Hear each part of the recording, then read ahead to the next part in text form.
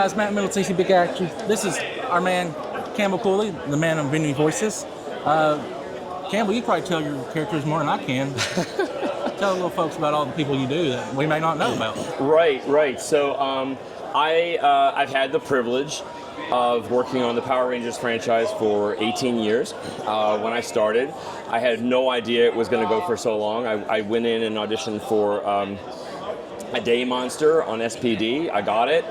I figured that was all I was going to ever do, and then they just liked me and they just kept bringing me back, and I've gotten to do some really amazing recurring characters like, Admiral Malkor, Cosmo Royale, Ripcon, Slither, Snide, Scrozzle. And the one I didn't know until the other day, you do the voice of the Dino Charger itself.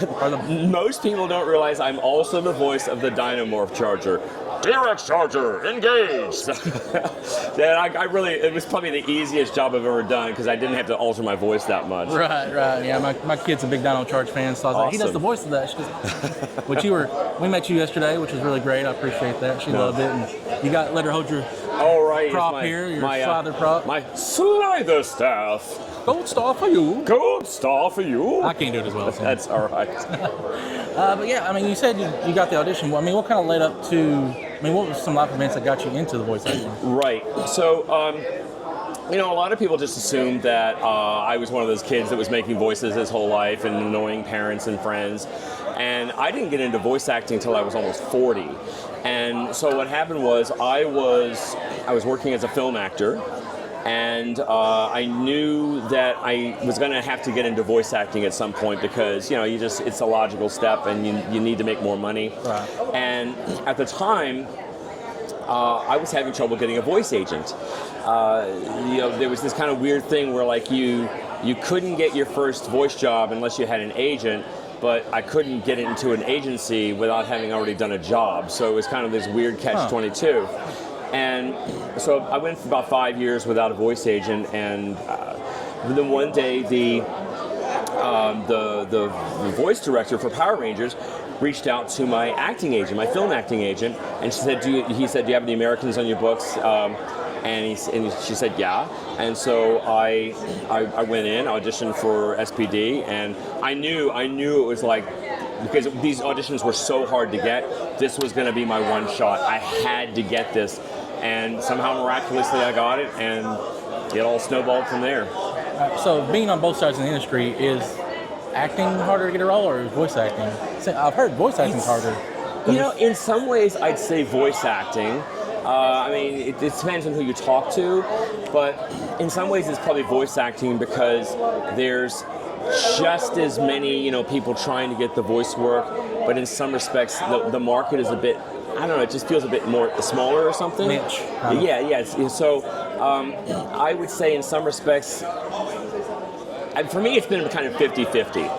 I go through these peaks and valleys where maybe all I'll do is just film acting work and I get very few voice jobs, and then I'll suddenly get tons of voice jobs and very little film acting work. Right now I seem to be going through the film acting, the voice acting valley. So I'm, I guess it just depends with everybody, but yeah, I think that is a natural assumption that it's harder to get voice work than film work. Because there's people that can do similar to the same voice, but in a different way. Yeah. And you just never know what the director's looking for. Yeah, exactly. Well, also, and I don't want to speak for everybody's experience. Whenever I've auditioned for a film or a TV show, usually you'll have a director or producer that'll guide you and say, okay, we think the character's more like this or whatever. Most of the time that I've auditioned for voice jobs, it's I'm on my own. I on a rare occasion I might get a little bit of direction, but it's just you have to go in and you have to just make an educated guess. This is what they want, and you're shooting an arrow blind in the dark, and you hope you hit the target. And then if you don't get it, you don't know why you didn't get it. You might have been one of the best persons for the job, and then maybe they just canceled the production and they didn't tell anybody, and you're just left wondering, what could I have done better to get the job? And it has nothing to do with you. Right. Okay, so was Power Rangers production just a notorious, just if they liked you, they kind of just always brought you back, or did you always say, I know you talked about you always had to audition, but did they always say, well, we use Campbell for makes you've done so many different variations of voices. You know, it's an individual experience. I would say, as with the industry in general, if a production or a certain group of people in the industry like you, they'll keep bringing you back.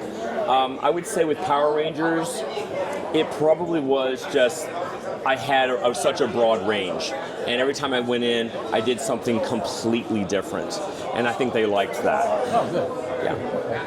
All right. Well, I know you have a YouTube channel as well. I want to give you a second to promote that as well. Sure. I've been following it since last year when you told me about it. Thank you. So yeah, I have a YouTube channel. It's not amazing. It's just something I throw together. But it's called Campbell Cooley, voice actor at large, and it's just behind-the-scenes videos and me in the booth recording things, me at other conventions, sometimes me telling behind-the-scenes stories like maybe how I did an audition or how this thing happened. So yeah, go to the channel, have a laugh at my expense. There's a few funny videos. I'm going to try and post more stuff I haven't posted for a while. It happens. It happens. And I'm on Instagram, Real Campbell Cooley. Reach out, say hi to me. I'm usually pretty good at replying, but I've been really, really busy lately. I hate saying this. I have a Facebook account that I don't use anymore, so don't add me on it because I probably won't see the ad. Right. But like I say, you do reach out back to fans when you have the time. Try. I mean, you've replied to me and jumped in on lives every once in a while, so we appreciate that. We appreciate your support. So Well, thank you. We want to definitely support you as well. I mean, stay tuned. I didn't mention beforehand. Stay tuned. Rangerstop Pop. Finally, you're in Atlanta. I mean, how was yesterday? What do you expect for today? Yesterday was fantastic. In some ways, it was probably one of the best days I've had at a con ever.